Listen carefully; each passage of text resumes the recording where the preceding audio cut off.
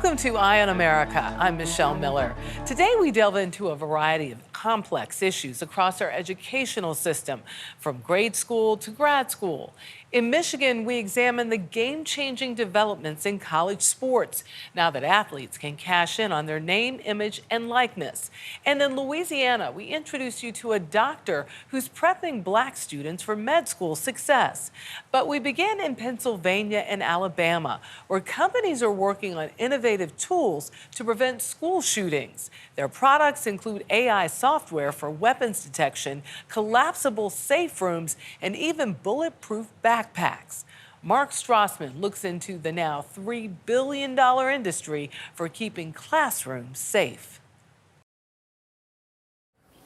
So welcome to the Zero Eyes Operations Center. Rob Huberty's Operations Center reads military for good reason.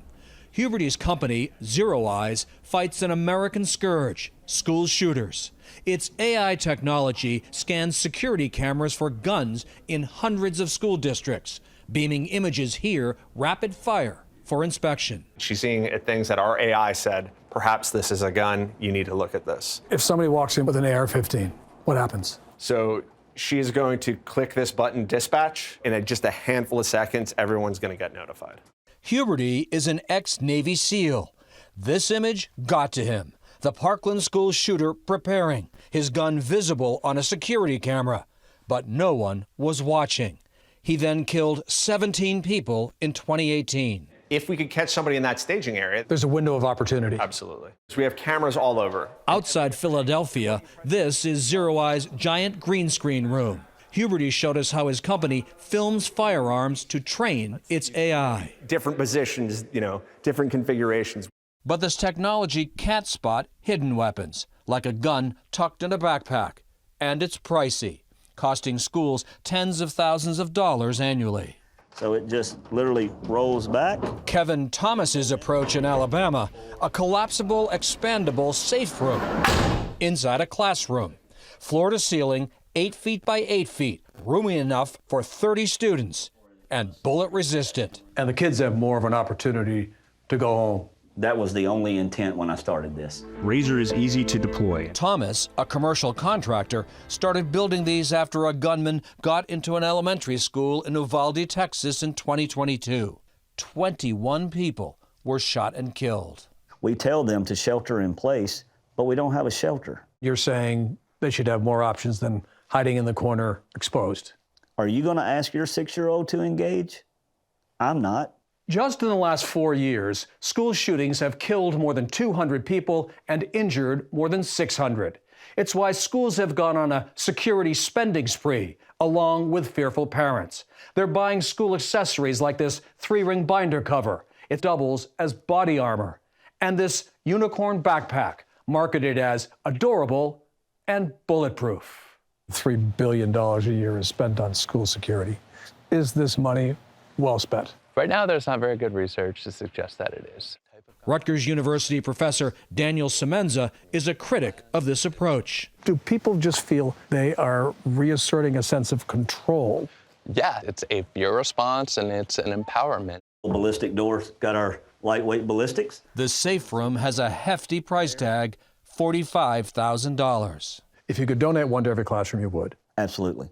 And if you could put yourself out of business. Absolutely tomorrow, today, right now. Not likely, as America's schools edge closer to fortresses. We continue examining the threats of gun violence facing our schools. A growing debate whether or not to arm teachers with firearms is taking place in districts across the nation. Nikki Batiste speaks with supporters of and opponents to these controversial measures. It's a moment that still haunts these hallways. I could smell the burnt gunpowder. Yeah, I knew it was real then. The day in 2017 when West Liberty Salem School joined the list of schools that have experienced a shooting. So these were bullets hit? The only visible scars left are holes in this bathroom wall from gunshots, but the trauma still lingers. You had kids jumping out of windows thinking they might die. Later on, they got the good news that nobody died, but their brain had already experienced that traumatic experience. When you came, what did you see? In In that bathroom, principals Andy McGill and Greg Johnson rushed to help a student who had been shot twice. Just feet away was the shooter, a student they knew well. I said his name, and he just said, "I'm sorry, coach." And I asked him, "I need you to put the gun down," and he did.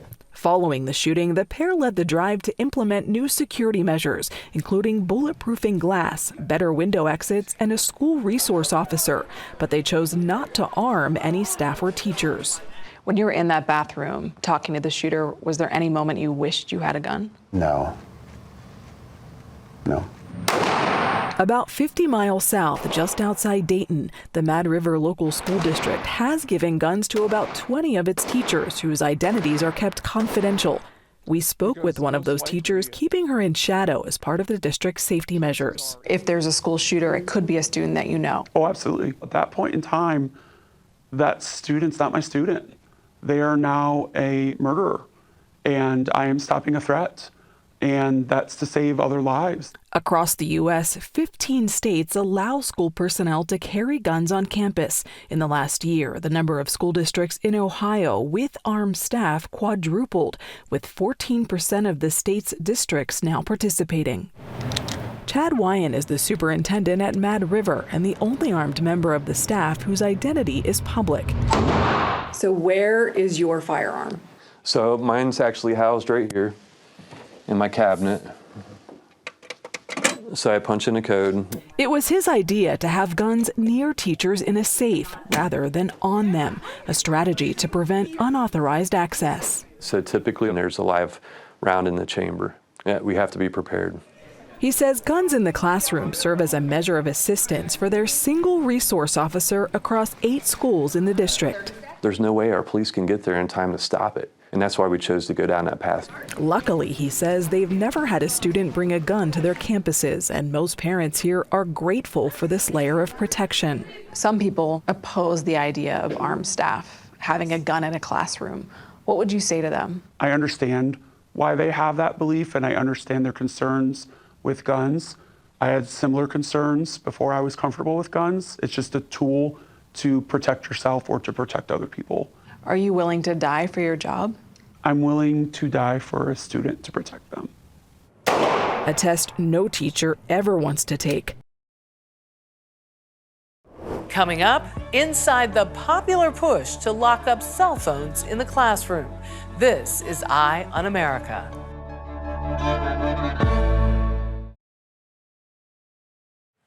Welcome back.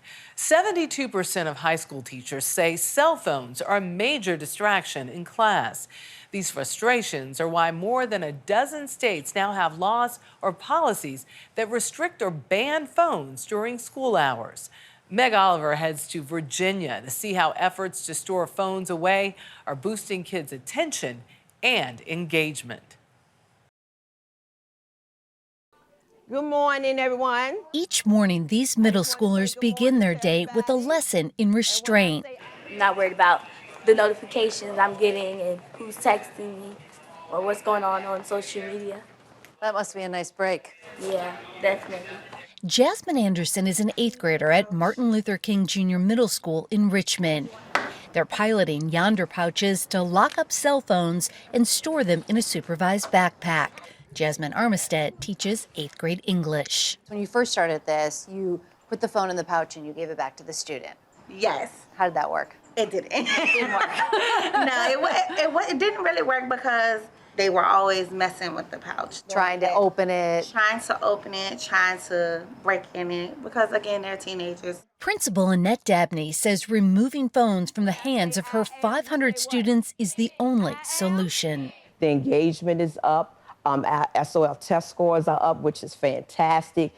Disruption to classes are down. Teachers are able to teach. A recent study found that 95% of teens own a cell phone, and kids can receive up to 500 notifications a day, many during school hours. And more than half of students spend at least 43 minutes on their phone at school, roughly the same amount of time as a class period. We were going to do something. Virginia's Glenn Youngkin is the latest governor to issue an executive order. He's requiring districts to limit or ban cell phones. Many are already piloting programs. As a parent, Did you ever text any of your kids when they were in high school, or did your wife? I'm sure we did. We're all guilty. I'm sure we did. And I think this is part of meeting some of parents' concerns. I mean, the basic concern that a pickup time has changed or a doctor's appointment has changed, those are the kinds of, I think, very practical concerns that need to be put in place. How many snaps do you typically get during the school day? A million. Cell phones are going in the pouch. At Huguenot High School across town, they're taking a different, less restrictive approach. Students turn their phones in during class, but can use them between periods and at lunch. It feels much better because at least I can see my phone. And if I really need it, I could just go up and get it. Last year, the school tried Yonder pouches, but ran into problems and switched to this plan with input from students. It just feels almost refreshing being able to just not have a worry of friends texting you, just being able to focus on the teacher and what they're teaching. Michael Massa is the principal here. Why not take the phones away for the entire school day, give them a break to learn? That is something that we have found really dysregulates our students.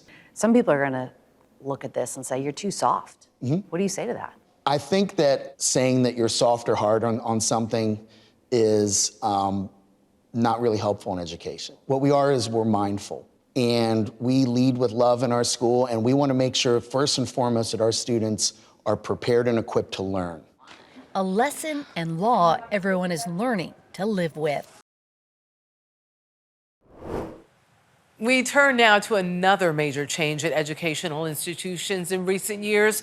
Following a 2021 Supreme Court ruling, NCAA student athletes are now able to personally profit from brand deals and other business opportunities. Scott McFarland reports on how this development has profoundly changed the economics of college sports.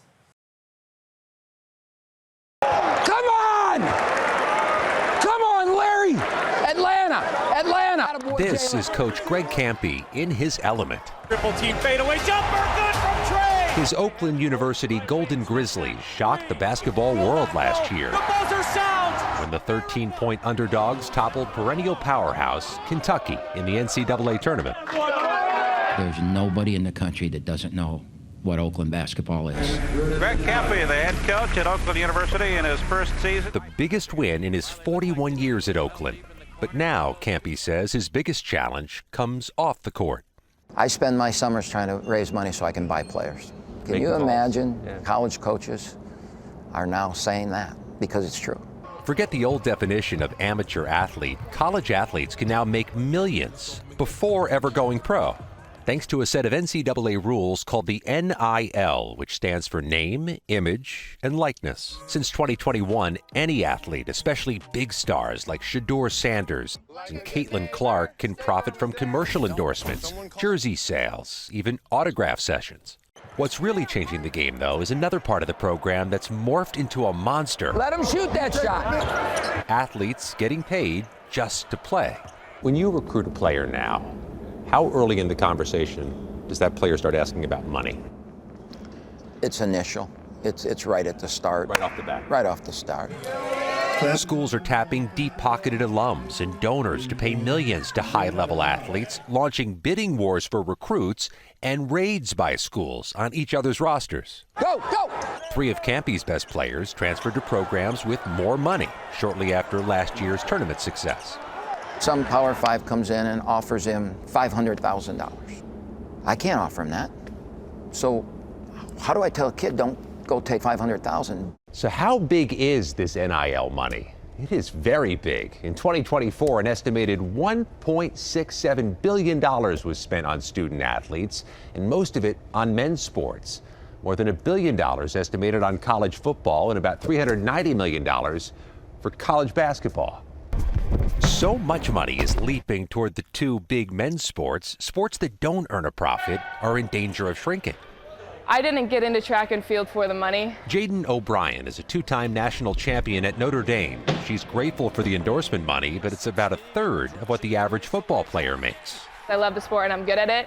And if I make a little money on the side, that's great. I'm not the old man yelling at the cloud, okay? I'm not that old guy. I want to be part of the solution. Campy now plays teams that can spend millions more than Oakland and worries college sports may be headed toward an era of haves and have-nots. I think that panic right now is that you're going to see the same 68 teams in the NCAA tournament every year. You're going to see the same 12 teams in college football playoff every year. And I think the true fans, that's a panic. 1, 2, 3, yeah! A flood of money that could steal the slipper from Cinderella. Ahead, how the 15 White Coats movement is inspiring more black students to attend medical school. That story is next.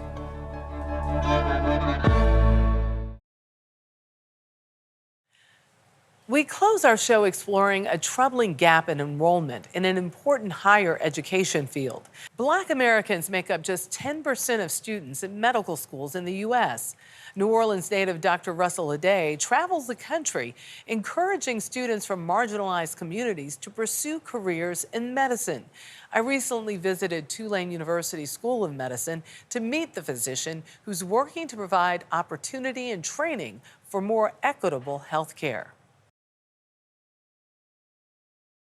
You got wax. You got a lot of wax. Everyone has wax.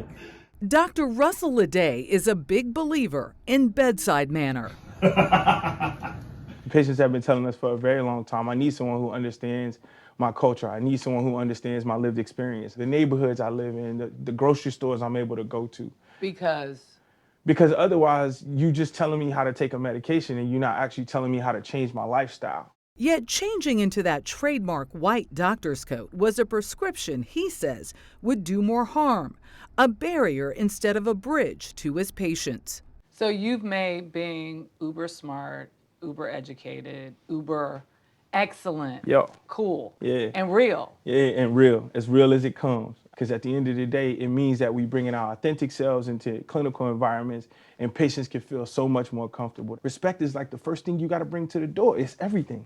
Change the world.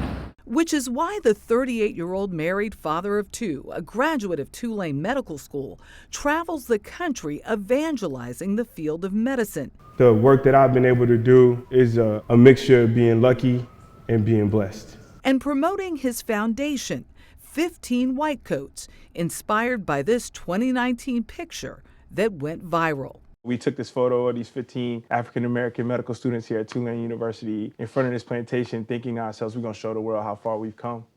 And since then, now we're inspiring thousands and thousands of young people from marginalized communities to follow in our footsteps and put on white coats. And as hard as that is to do, if we don't do it, who will?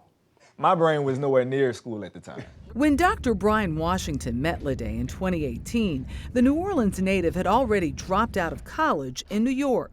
Mr. Brown. Yes, sir. Hey. So why did you leave?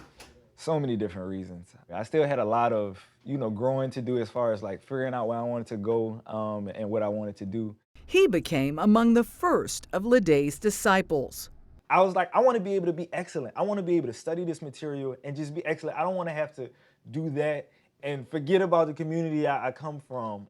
The road wasn't easy for Aday either. I came from Lake Charles, Louisiana, growing up, digging in the dumpster for food in middle school and watching my mother struggle to raise me and my sister, doing the bare minimum to get by, and then going off to the military before then going off to undergrad at Southern and then a PhD at NYU and then finally medical school here at Tulane. It's taken forever.